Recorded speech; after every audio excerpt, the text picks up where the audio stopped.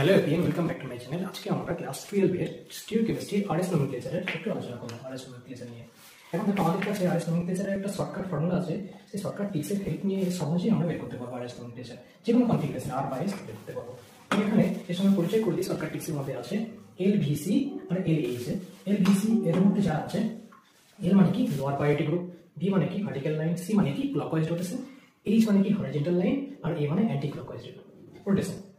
এলভিসি আর LH এ যারাই কন্ডিশনটা satisfied করবে তারাই আর, বাকি সবই এস। একটা এক্সাম্পল দেখাচ্ছি।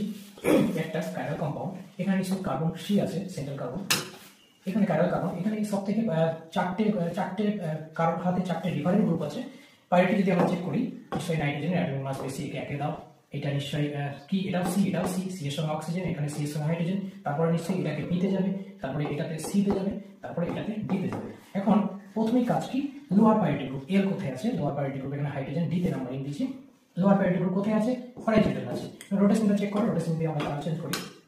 এ থেকে সবসময় স্টার্ট করবে, এ থেকে বি তে আসবে, বি থেকে সি তে যাবে, ডি কোথায় আছে দেখা দরকার নেই। তাহলে দেখো এল এইচ রোটেশনটা কি হচ্ছে, রোটেশনটা এইভাবে কি হয় সম্ভব, রোটেশনটা মানে ক্লকওয়াইজ রোটেশন সম্ভব নয়, রোটেশনটা L H A anti clockwise. তাহলে এই ফর্মুলা কি আসছে, এল এইচ এ এসে যাচ্ছে, দেখো তার মানে এটা হচ্ছে আর কনফিগারেশন।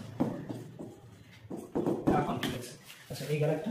নেক্সট আরেকটা প্রবলেম নিয়ে আলোচনা করি। দেখো এখানে 3D প্রাইমারি স্ট্রাকচার আছে, এটাকে আমরা ফিসার প্রজেকশনে কনভার্ট করব।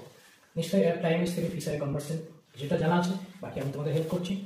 এরকম কারণ দেখো এরকম সিচুয়েশনে তুমি এটা হচ্ছে অ্যাবাভ দ্য প্লেন, এটা বিলো দ্য প্লেন। এখন তুমি দেখো চোখটা, দেখো চোখ ঠিক তুমি এই জায়গাতে রাখবে, এই দুটোর মধ্যে একদম মিডলে এইভাবে তুমি চোখটা রাখবে।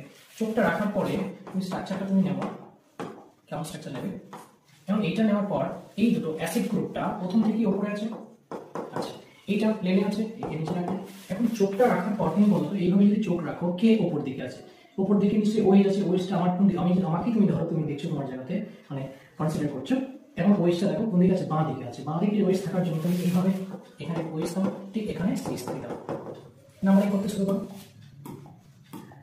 নাম্বারিং এ সব থেকে প্রায়োরিটি কাকে দেবে, এটাকে এ দাও।